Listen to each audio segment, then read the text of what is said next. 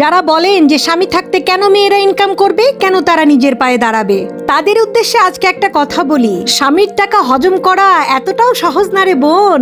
যারা কিনা স্বামীর টাকার উপর নির্ভরশীল তারাই কেবলমাত্র জানে যে স্বামীর টাকার কত দাম।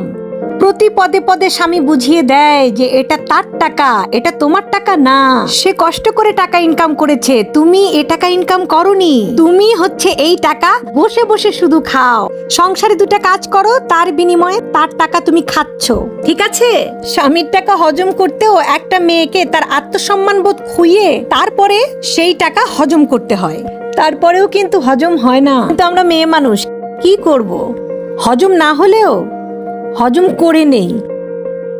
এইটাই হচ্ছে স্বামীর টাকা। অতএব স্বামীর টাকা নিয়ে এত গর্ব করার কিছু নাই। স্বামীর টাকা যে নিজের টাকা না, এটা বুঝিয়ে দেওয়ার জন্য অন্য কাউকে প্রয়োজন হয় না, বা মুখ দিয়ে বলার দরকার হয় না। স্বামীদের পরিবারের কারোরই মুখ দিয়ে বলার প্রয়োজন হয় না। শুধুমাত্র চোখের চাউনি আর ব্যবহারেই বুঝিয়ে দেয় যে এটা স্বামীর টাকা, তোমার টাকা না। আর এই জন্যই মেয়েদেরকে টাকা ইনকাম করতে হবে। মেয়েরা করতে চায়, বোঝা গেছে? হুম।